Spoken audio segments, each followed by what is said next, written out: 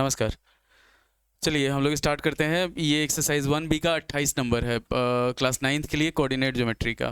तो यहाँ पे हमारे पास हम लोग को ये क्वेश्चन दिया हुआ है, इसमें हम लोग को प्रूव करना है कि ABCD रोम्बस है। तो रोम्बस के लिए क्या हो जाएगा, हमारे पास सब साइड इक्वल होता है रोम्बस का। तो अगर किसी भी चीज़ को हम लोग को रोम्बस प्रूव करना है तो रोम्बस ध्यान रखिए कि इस तरह का कोई भी फिगर जिसका सब साइड इक्वल हो इसको कहा जाता है रोम्बस। तो पहले हम लोग क्या करेंगे, इसमें सब साइड निकालेंगे। तो मान लीजिए हम लोग यहाँ पे चलते हैं, AB निकालते हैं, AB। तो AB हो जाएगा हमारे पास अंडर रूट 4 माइनस 3 का स्क्वायर प्लस 5 माइनस 0 का स्क्वायर। सॉल्व किया जाएगा तो ये हो जाएगा हमारे पास 4 माइनस 3 1 का स्क्वायर, अब 5 का स्क्वायर 25, तो रूट अंडर 26 हो जाएगा। AB आ गया। कुछ नहीं, वो हिल डुल जा रहा है।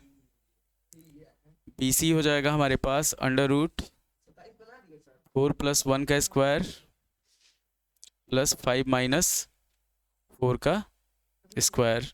ये भी हो जाएगा, 5 का स्क्वायर 25 होगा, 5 में से 4 जाएगा, 1 बचेगा, इसका 1 हो जाएगा, तो रूट 26 हो जाएगा। अब हम लोग निकालेंगे CD।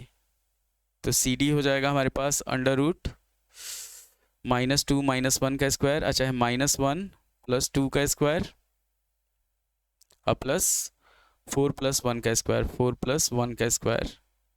तो ये हो जाएगा 1 का स्क्वायर कितना हुआ, 1 हो जाएगा, और ये हो जाएगा 4 1 5, 5 का स्क्वायर 25, तो रूट 26 हो गया। और सबसे लास्ट में हम लोग निकालेंगे AD।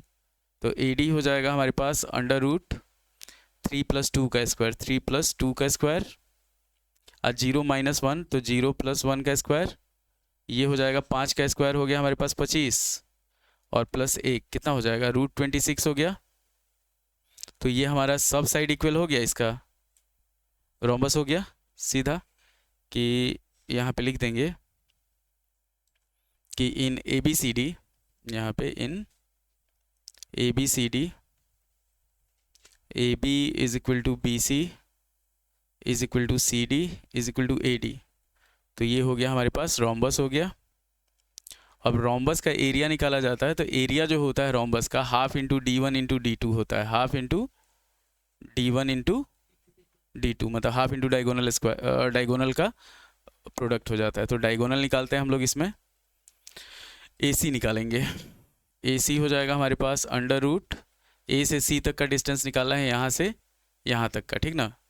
तो 3 प्लस 1 का स्क्वायर और प्लस 0 माइनस 4 का स्क्वायर, 0 माइनस 4 का स्क्वायर। तो 3 प्लस 1 कितना, 4 का स्क्वायर 16 हो जाएगा, अब प्लस 16। तो ये हो गया हमारे पास अंडर रूट 32 को लिख, 16 दूनी 32 होता है, 16 किसका स्क्वायर होता है, 4 का होता है, तो 4 रूट 2 यूनिट हो गया। उसी तरह अगर हम लोग BD निकालते हैं तो BD हो जाएगा हमारे पास अंडर रूट, ये हो जाएगा 4 प्लस 2 का स्क्वायर, 4 प्लस 2 का स्क्वायर, और प्लस 5 प्लस 1 का स्क्वायर, 5 प्लस 1 का स्क्वायर, बात बराबर ही आएगा। ये हो जाएगा हमारे पास 36 अंडर रूट 36 प्लस 36, तो रूट अंडर 72। अब 72 जो होता है वो 36 दूनी 72 होता है, तो 6 रूट 2 यूनिट हो गया। तो एरिया जो होगा इसका ABCD का एरिया हो जाएगा हमारे पास half into AC into BD। तो ये हो जाएगा half into 4 root 2 into 6 root 2। तो रूट 2 और रूट 2 से ये 2 खत्म हो जाएगा, 6 चौका 24 यूनिट स्क्वायर हो जाएगा।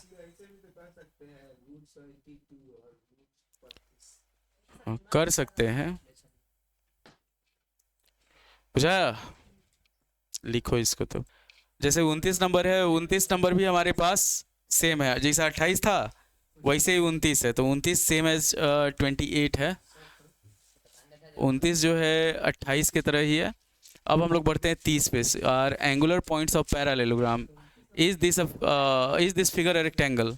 अब देखो 30 नंबर में हम लोग को पैरालेलोग्राम प्रूव करना है ना, तो अपोजिट साइड जो होता है पैरालेलोग्राम का वो इक्वल होता है, मतलब ये और ये बराबर होगा, ये और ये बराबर होगा। तो इसको हम लोग लिखते हैं, ए दे दिया हमारे पास 2 और 1, 2 और 1, बी दे दिया 5 और 2, सी दे दिया 6 और 4, और डी दे दिया हमारे पास 3 और 3।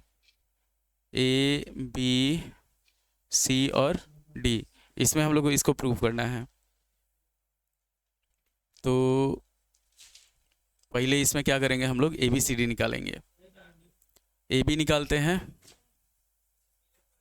ए बी हो जाएगा अंडर रूट 5 माइनस 2 का स्क्वायर प्लस 2 माइनस 1 का स्क्वायर, 2 माइनस 1 का स्क्वायर। 5 में से 2 जाएगा, कितना बचेगा 3। देखो 5 माइनस 2 और 2 माइनस 1, तो 3 का स्क्वायर 9 और 1 का स्क्वायर 1, रूट अंडर 10 हो गया। इसका कोई वैल्यू नहीं होता है, इसको ऐसे ही रखेंगे हम लोग। फिर निकालेंगे हम लोग बी सी। अरे क्या बात कर रहा है, मतलब उस झूठे फर्जी हम लोग को करना नहीं, हम लोग को आमने सामने वाला बराबर करना है। अब बी सी अगर निकालते हैं तो 6 माइनस 5 का स्क्वायर प्लस 4 माइनस 2 का स्क्वायर, ये हो जाएगा हमारे पास 6 माइनस 5 1 और 2 का स्क्वायर कितना हो जाएगा 4, तो रूट अंडर 5। सी डी निकालते हैं तो सी डी हो जाएगा हमारे पास 6 माइनस 3 का स्क्वायर प्लस 4 माइनस 3 का स्क्वायर, ये हो जाएगा अंडर रूट 9 प्लस 1, मतलब रूट 10 हो जाएगा। और फिर हम लोग ए डी निकालेंगे, तो ए डी फिर से रूट 5 हो जाएगा। हाँ डायगोनल भी इसमें निकालना पड़ेगा। रेक्टेंगल पूछा है ना कि रेक्टेंगल है कि नहीं है। ए डी निकालेंगे अगर तो अंडर रूट 2 माइनस 3 का स्क्वायर, अच्छा 3 माइनस 2 का स्क्वायर प्लस 3 माइनस 1 का स्क्वायर, बतवा बराबर आएगा 1 प्लस हो जाएगा 4, ये हो जाएगा रूट 5। अब यहाँ पे क्या हो गया, देखो ये वाला रूट 10 हुआ, ये रूट 10 हो गया, ये रूट 5 हुआ, ये रूट 5 हो गया, तो पैरेललोग्राम हो गया, अपोजिट साइड इक्वल हो गया। तो यहाँ पे लिखेंगे कि in A B C D, A B is equal to C D is equal to हो गया हमारे पास रूट 10 और B C is equal to A D is equal to हो गया रूट 5। तो ये क्या हो गया, अपोजिट साइड इक्वल हो गया, तो A B C D is a parallelogram. अब पूछ रहा है हम लोग से रेक्टेंगल है कि नहीं है, तो इसका नहीं, every rectangle is a parallelogram होता है। कब होता है कि जब इस डायगोनल उसका इक्वल हो जाता है। तो अगर हम लोग ए सी निकालते हैं, तो यहाँ पे अगर हम लोग ए सी निकालते हैं तो ए सी हो जाएगा हमारे पास अंडर रूट 6 माइनस 2 का स्क्वायर प्लस 4 माइनस 1 का स्क्वायर, 4 माइनस 1 का स्क्वायर, तो रूट अंडर हो जाएगा, ये हमारे पास हो जाएगा 4 का स्क्वायर 16 अब प्लस 3 का स्क्वायर 9, रूट अंडर 25, ये हो जाएगा 5 यूनिट। और बी डी निकालेंगे तो बी डी हो जाएगा हमारे पास 5 माइनस 3 का स्क्वायर, 5 माइनस 3 का स्क्वायर प्लस 2 माइनस 3 का स्क्वायर, 2 माइनस 3 का स्क्वायर। हाँ तो 5 माइनस 3 कितना हो जाएगा 2 हो जाएगा, 2 का स्क्वायर 4 हो गया, ये 1 हो गया, तो रूट 5 हो गया। तो यहाँ पे है A C is not equal to B D, hence A B C D is not rectangle, A B C D is not a rectangle. मतलब रेक्टेंगल जान लो, रेक्टेंगल ऐसा पैरेललोग्राम होता है ना जिसका डायगोनल इक्वल होता है। अगर पैरेललोग्राम का डायगोनल इक्वल हो जाएगा तो वो रेक्टेंगल हो जाएगा, अनइक्वल होगा तो पैरेललोग्राम होगा।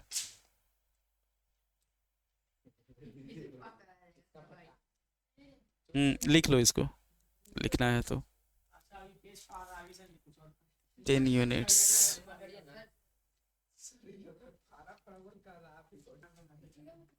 जैसे यहाँ पे हमारे पास पैरेललोग्राम अगर प्रूव करना होगा तो अपोजिट साइड इक्वल, डायगोनल जो है वो इक्वल नहीं। रेक्टेंगल प्रूव करना होगा तो अपोजिट साइड इक्वल और डायगोनल भी इक्वल। रेक्टेंगल जो होता है ऐसा पैरेललोग्राम होता है जिसका डायगोनल इक्वल होता है।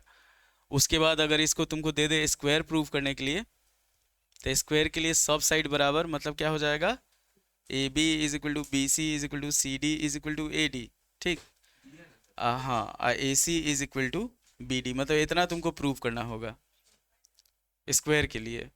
अब वही अगर रोम्बस प्रूव करना हो, रोम्बस अभी हम लोग जस्ट प्रूव किए हैं ना, तो रोम्बस प्रूव करना होगा तो A B is equal to B C is equal to C D is equal to A D. इतना प्रूव कर दिए, रोम्बस हो गया। बोलेगा कि स्क्वायर चेक कीजिए कि स्क्वायर है कि नहीं है, तब हम लोग चेक करेंगे। A C is equal to B D होगा तो स्क्वायर हो जाएगा, A C is not equal to B D होगा तब रोम्बस हो जाएगा। बुझा? तो किसी भी क्वाड्रिलेटरल को अगर प्रूव करने के लिए देगा, आप इसमें क्या हो जाएगा कि जैसे तुमको रोम्बस का एरिया निकालना है, तो इसका एरिया हो जाएगा half into A C into B D. अगर रेक्टेंगल का एरिया निकालना हो तो A B into A D हो जाएगा, लेंथ इंटू ब्रेड्थ हो जाएगा। स्क्वायर का निकालना हो तो ए बी स्क्वायर हो जाएगा। अब पैरेललोग्राम का एरिया हम लोग इससे नहीं निकाल सकते हैं अभी।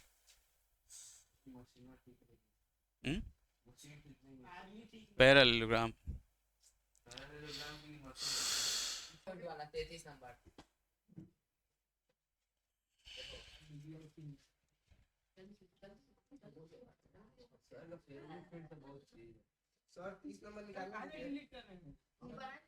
अच्छा, वो सब है बताया हुआ है, वीडियो देखेगा ना तो उसमें सब बताया।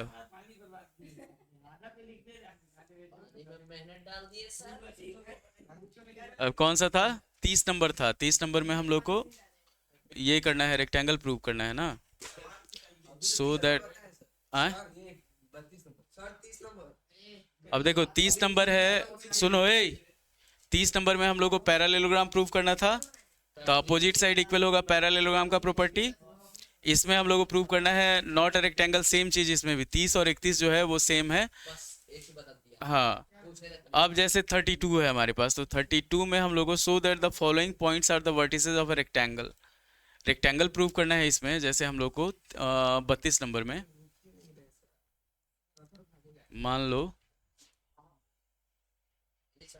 32 का एक बता देते हैं हम, बाकी सब कर लेना। फर्स्ट में ये हो गया हमारे पास ए बी सी और डी हुआ, सबका पॉइंट लिख लो -4 और -1।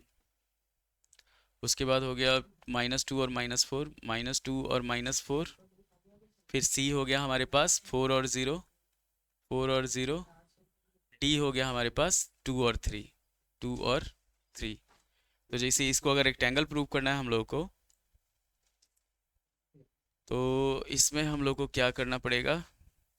रेक्टेंगल के लिए क्या अभी केस बताए थे? अभी हम बताए थे ना कि A B is equal to C D, A D is equal to B C, मतलब अपोजिट साइड इक्वल, और A C is equal to B D, ये तीनों प्रूव करना होगा। डायगोनल भी इक्वल और अपोजिट साइड भी इक्वल, तो उसी तरह हो जाएगा। ये सिर्फ डिस्टेंस फार्मूला से इसका डिस्टेंस निकालना है, तो ए बी बराबर सी डी और ए डी बराबर बी सी, तीसरा डायगोनल इक्वल कर देगा, इससे हो जाएगा। तो ये हमारे पास ये रेक्टेंगल का प्रॉपर्टी होता है। अब जैसे मीड पॉइंट निकालना है, तो मीड पॉइंट का फॉर्मूला होता है हमारे पास कि अगर किसी का भी हम लोग मीड पॉइंट निकालते हैं, किसी भी 2 पॉइंट दिया हुआ हो, जैसे मान लो ए और बी दिया हुआ है, ठीक ना, इसका हम लोग को मीड पॉइंट निकालना हो, इसको x और y मान लेते हैं। ये हो गया हमारे पास x1 y1, बहुत आसान है, ठीक, x2 y2। तो x का जो वैल्यू होगा वो हो जाएगा x1 प्लस x2/2, और y का जो वैल्यू होगा वो हो जाएगा y1 प्लस y2/2। ये मिड पॉइंट हो जाएगा, ये नहीं है? तो जैसे अगला क्वेश्चन है, हम लोग को मिड पॉइंट निकालना है।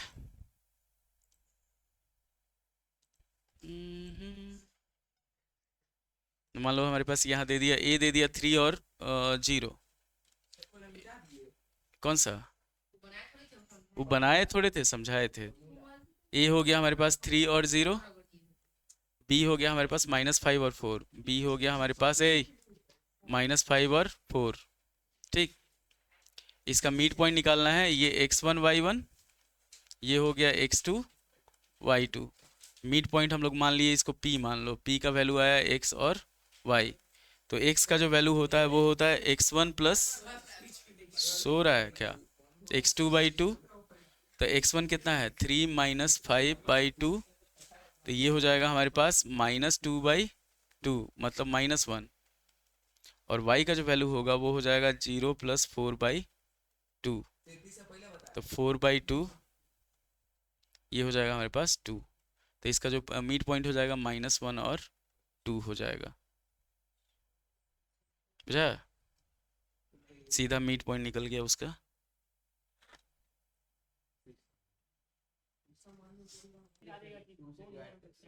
हाँ, जैसे अभी हो गया हमारे पास, मान लो नहीं, ये हो गया जैसे 33 नंबर हो गया, मिड पॉइंट वाला हो गया। सेकंड भी मिड पॉइंट हम लोग वैसे ही x1 + x2 और y1 + y2/2 34 में है। 2p is the mid point of the line segment, मतलब उसी पे मिड पॉइंट पे ही क्वेश्चन दे दिया है कि हम लोग को मिसिंग जो वैल्यू है वो निकालना है।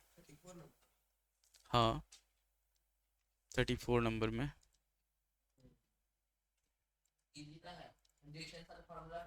नहीं नहीं, डिस्टेंस वाले पे नहीं, इसी पे मिड पॉइंट पे ही। 2p is the mid point. जैसे मान लो हमारे पास 34 नंबर अगर लेके चलते हैं, तो यहाँ पे दिया हुआ है हमारे पास a और b दिया हुआ है, a और b।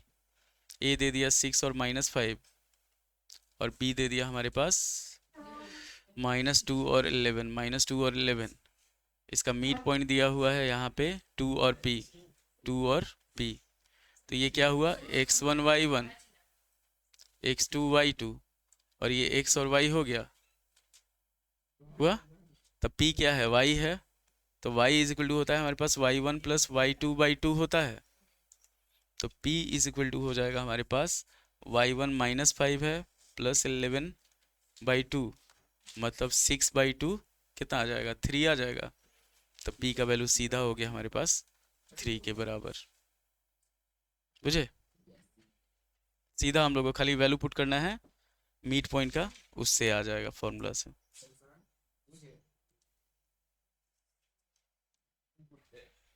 जैसे एशियन ओशियन में होता है ना, एशियन में इक्का दुक्का बच्चा को फेल होता है, पास नहीं है।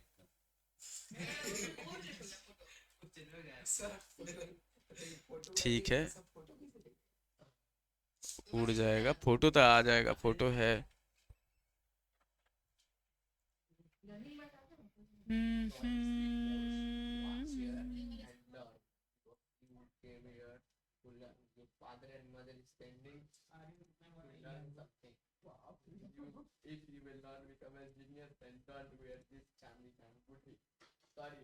कौन बोल रहा है उसमें?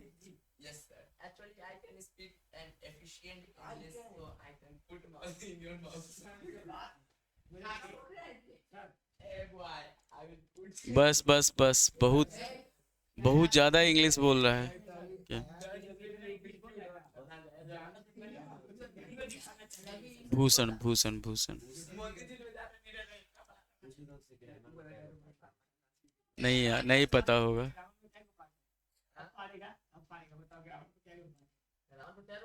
अरे रावण में नहीं, ग्रामर में। देखो इधर, वो सब नहीं।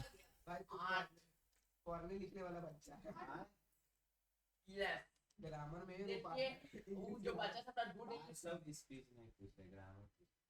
अच्छा, देखो दोस्त, मेरा सिंपल सा फंडा ये था ना कि हम बच्चा था बड़ा गुड इंग्लिश पढ़ते नहीं सीखे, खुद से सीख लिए। बस बस बस, हो गया, सीख लिया खुद से, बस इतना नहीं। ग्रामर का कितना पार्ट है अभी तक? तो कितना पार्ट नहीं हुआ है जब तक पहले एक तो हो गया इंग्लिश ग्रामर इजी पढ़ा हुआ मोटा ऑफिस गेट्स का बुढ़े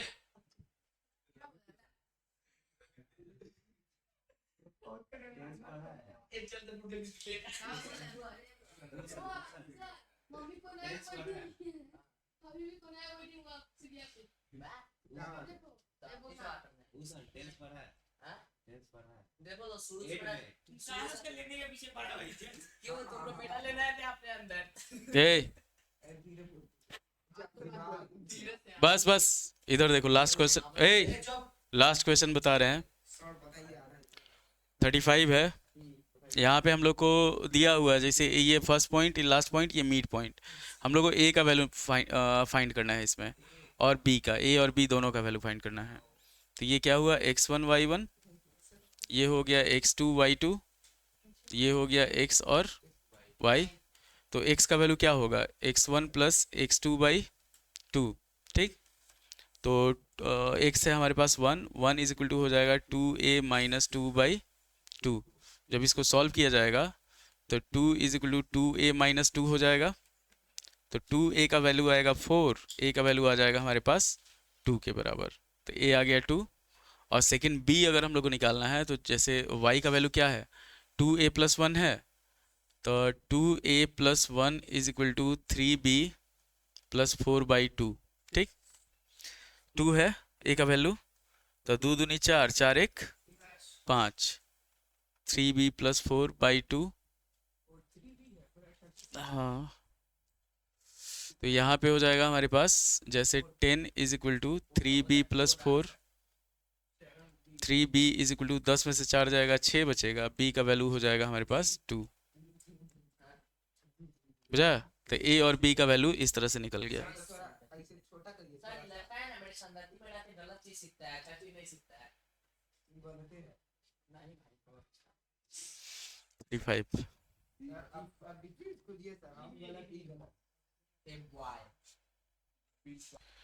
अब देखिए जैसे ये है हमारे पास 36 नंबर क्वेश्चन। तो 36 नंबर क्वेश्चन में क्या है कि the line segment joining A and B is a diameter of a circle with centre C. मतलब क्या है, हमारे पास एक सर्किल दिया हुआ है, उसका डायमीटर दे दिया है, ये डायमीटर है इसका, मान लेते हैं हम लोग ए और बी दिया हुआ है। ए का वैल्यू जो है वो है हमारे पास -2 और 9, बी का वैल्यू दिया हुआ है हमारे पास 6 और 3। ये इसका सेंटर है, सी जो है इसका सेंटर है, तो सी को हम लोग मान लेते हैं x और y। ये हो गया हमारे पास -2 और 9, 6 और 3, ये हो गया 36 नंबर क्वेश्चन। तो इसमें हम लोगों को सी का जो कोऑर्डिनेट है वो निकालना है। तो चलिए वही मिड पॉइंट हम लोग जानते हैं हमेशा क्या होगा, यहाँ पे क्या होगा, सी अगर सेंटर है तो A C is equal to B C होगा। तो सी का वैल्यू हम लोग निकालेंगे तो इसमें सीधा मिड पॉइंट, एक लाइन लिखेंगे कि C is mid point of A B, mid point of A B. ये हो जाएगा हमारे पास, सी अगर मिड पॉइंट है ए बी का तो सी के लिए एक्स का जो वैल्यू होगा वो हो जाएगा 6 प्लस -2/2, मतलब क्या होगा 4/2, तो ये हो जाएगा 2। और y का जो वैल्यू होगा y हो जाएगा हमारे पास 3 प्लस चाहे 9 प्लस 3/2, मतलब y1 प्लस y2, तो 9 प्लस 3/2, 9 प्लस 3 कितना हो जाएगा 12 हो जाएगा, 12/2 मतलब 6। तो c का कोऑर्डिनेट जो होगा वो हो जाएगा 2 और 6, ये आंसर हो जाएगा हमारा। इतना ध्यान रखना है आपको। अब यहाँ पे हम लोग बढ़ते हैं, 36 नंबर हो गया। तो 36 के बाद हम लोग बढ़ते हैं 37 नंबर पे, कि जैसे 37 नंबर क्वेश्चन है हमारे पास, find the coordinates of a point A where A B is diameter of circle. अब यहाँ पे क्या किया, उसी को उलट दिया कि जैसे ये सर्किल है हमारे पास 37 नंबर, यहाँ पे हम लोग को ड्रॉ करना है ए बी, डायमीटर जो हो गया ए और बी हो गया, ये सेंटर हो गया सी। तो इसमें दिया हुआ है हमारे पास कि 37, हाँ, A B is diameter of a circle with centre C is equal to 2 और -3, 2 एंड -3 दे दिया। बी दे दिया हमारे पास 1 और 4, बी दे दिया 1 और 4। हम लोग को ए का वैल्यू निकालना है, तो ये हो गया x1 y1, यहाँ पे हम लोग ले लेते हैं x और y, और ये हो गया x2 y2। तो मिड पॉइंट का जो फॉर्मूला होता है वो होता है हमारे पास कि x is equal to x1 plus x2/2। तो x हो गया 2 is equal to x1 plus x2 है हमारे पास 1/2, ये हो जाएगा x1 plus 1 is equal to 4। x1 का जो वैल्यू होगा 4 में से 1 जाएगा, 3 बचेगा। और y का जो वैल्यू होता है हमारे पास वो होता है y1 प्लस y2/2। तो y जो है वो -3 है, y1 हम लोग को पता नहीं है, y2 4 है और नीचे 2 हो गया, तो 2 इधर जाएगा तो 3 दूनी -6 हो जाएगा, y1 प्लस 4। y1 का जो वैल्यू होगा वो हो जाएगा -6 -4 मतलब -10। तो a का जो हो गया हमारे पास कोऑर्डिनेट वो हो गया 3 और -10। इतना ध्यान रखना है आपको, ये a हो गया, c हो गया और ये b हो गया। अब बढ़ते हैं हम लोग 38 नंबर क्वेश्चन पे। पहले इसको क्या देख लीजिए, एकदम आराम से हम लोग सीधा मिड पॉइंट फार्मूला पे। और एक चीज़ ध्यान दीजिए कि मिड पॉइंट फार्मूला कहाँ कहाँ हम लोग यूज कर सकते हैं, कि जैसे ये हो गया हमारे पास ए और बी दिया हुआ है, यहाँ पे ये हो गया पी, मान लेते हैं हम लोग का मिड पॉइंट हो गया। ये हुआ x1 y1, इधर हो गया हमारे पास x2 y2। इसको अगर हम लोग x और y मानते हैं तो x का जो वैल्यू होगा वो हो जाएगा x1 प्लस x2/2, और y का जो वैल्यू हो जाएगा वो हो जाएगा y1 प्लस y2/2।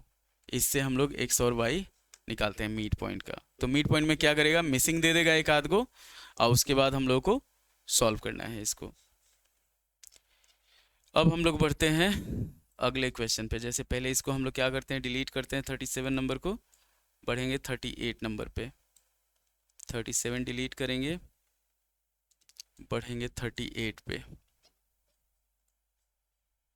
तो 38 नंबर क्वेश्चन है, line intersects y axis and x axis at the point p and q respectively 2 and -5 is the mid point of PQ। तो एक चीज़ ध्यान दीजिए, y एक्सिस का जो पॉइंट होगा, y एक्सिस का वो हो जाएगा 0 और y, और x एक्सिस का जो पॉइंट होता है वो हो जाता है हमारे पास x और 0। तो यहाँ पे दोनों पॉइंट हम लोग मान लेते हैं a और b। ये क्वेश्चन हमारा 37 हो गया। हम लोग बढ़ रहे हैं 38 पे।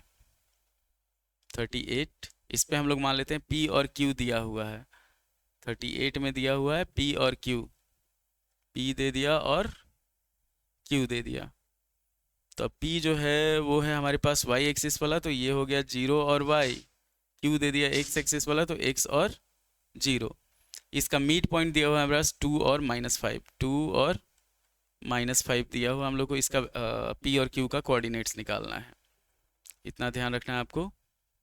तो यहाँ पे हम लोग लेके चलते हैं, सॉल्व करते हैं, इसको मान लेते हैं। ये हुआ x1 y1, ये हो गया x2 y2, और इधर हो गया हमारे पास x और y। तो x का जो वैल्यू होता है वो होता है x1 प्लस x2/2। मतलब क्या हो जाएगा, x हो गया 2, x1 हमारे पास 0 है, प्लस x2 जो है वो x है, और नीचे हो गया हमारे पास 2। तो यहाँ पे x का जो वैल्यू आ जाएगा वो आ जाएगा 4। तो ये हो गया, q हो गया हमारे पास 4 और 0। फिर y निकालते हैं, तो y इज इक्वल टू होता है y1 प्लस y2/2। ये हो जाएगा हमारे पास -5 इज इक्वल टू y1 हमारे पास y के बराबर है, y2 0 है, /2। तो y का जो वैल्यू होगा वो हो जाएगा 5 दूनी 10 -10। तो q का जो कोऑर्डिनेट हो जाएगा 0 और -10 हो जाएगा।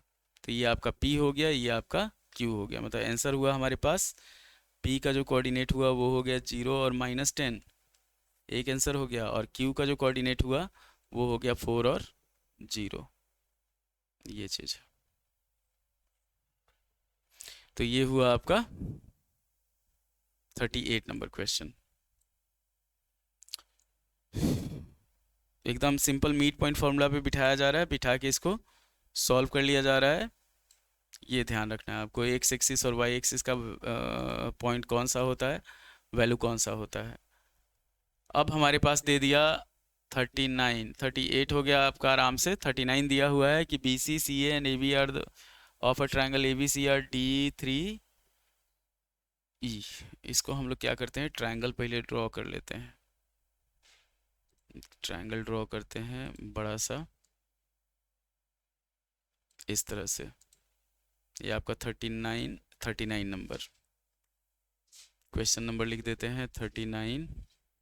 यहाँ पे क्या हो गया हमारे पास, ए बी सी, इसका ए बी और सी। ए बी हो गया हमारे पास, इसका मिड पॉइंट, बी सी का मिड पॉइंट डी है, तो बी सी का मिड पॉइंट है डी। ए सी का है आपका ई, और इसका है एफ। तो डी का दिया हुआ है हमारे पास 3 और 4, डी दे दिया 3 और 4, ई दे दिया हमारे पास 8 और 9, 8 और 9, और एफ दे दिया हमारे पास 6 और 7, ये दे दिया 6 और 7। हम लोग को ए बी सी निकालना है। Find the coordinates of the vertices of triangle. अब यहाँ पे हम लोग पढ़ते हैं, चलिए इसमें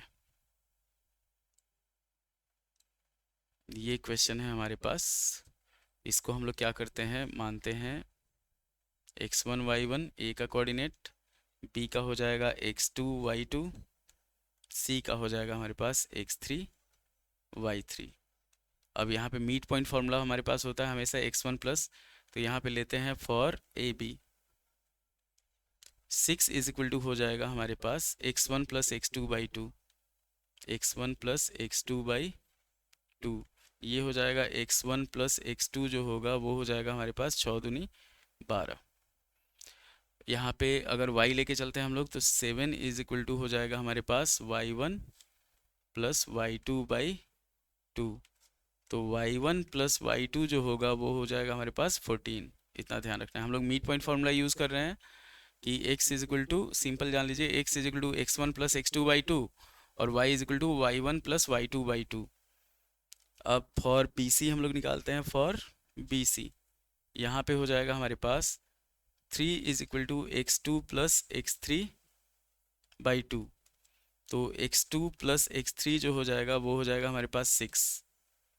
यहाँ पे हो जाएगा 4 is equal to y2 plus y3 by to.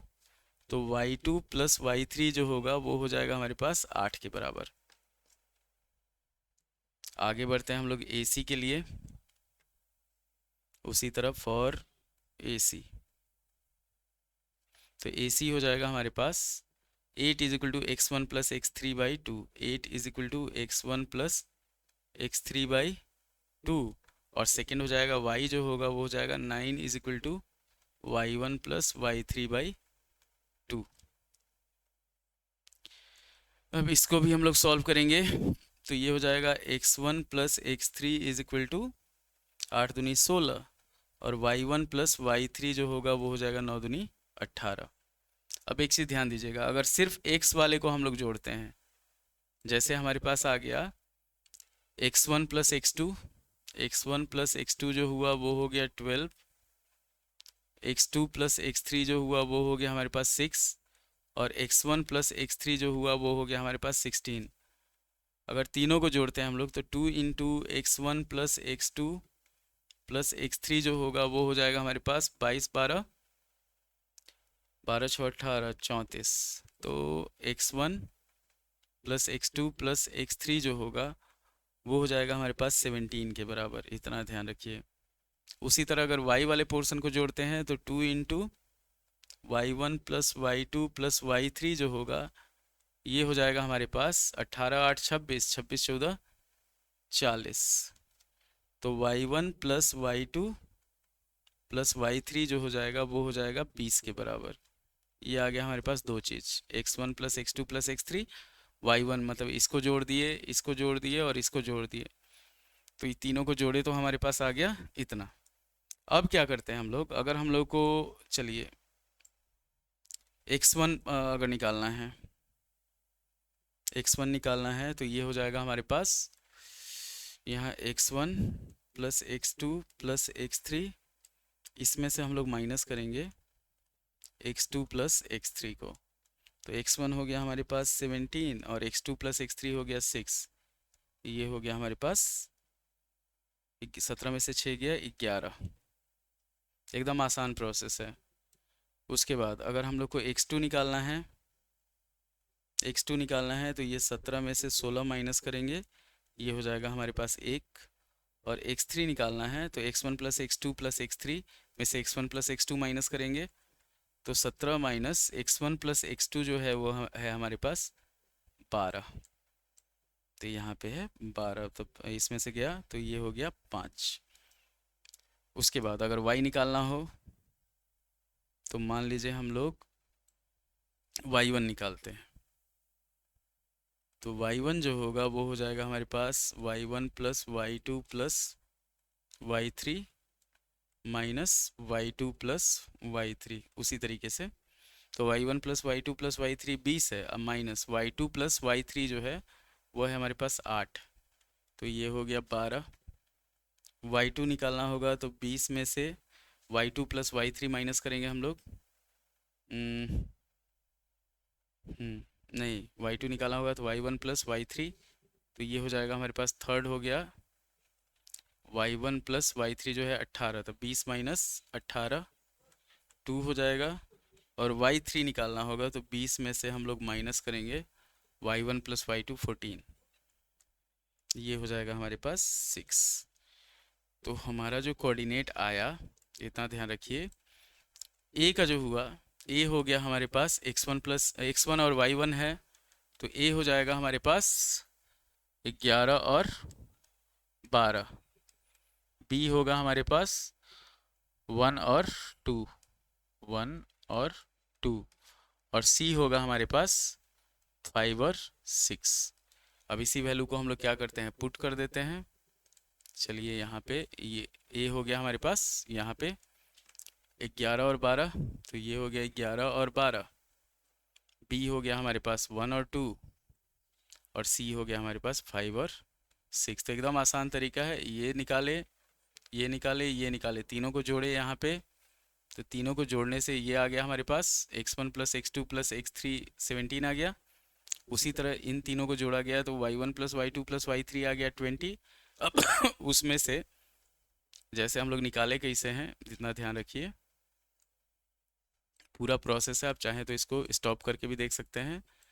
जैसे मान लीजिए हम लोग को y1 निकालना था, तो y1 के लिए हम लोग किए y1 plus y2 plus y3 minus y2 plus y3, y2 निकाले तो ये हो गया y1 plus y2 plus y3 minus y1 plus y3, और y3 निकाले तो ये हो गया y1 plus y2 plus y3 minus y1 plus y2, ये होगा हमारे पास y के लिए।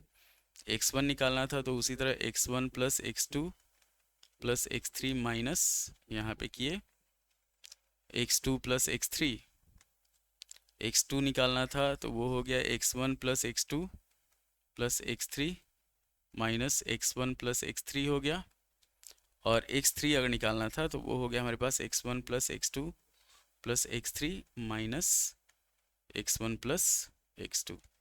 तो इस प्रोसेस से हम लोग निकाला गया है और सारा वैल्यू आ गया है यहाँ पे, इतना ध्यान रखिएगा। अब हम लोग बढ़ते हैं, ये चीज़ पूरा क्वेश्चन है आपका, पूरा प्रोसेस है, यहाँ पे थोड़ा सा लेंदी प्रोसेस है इसका, ध्यान दीजिएगा।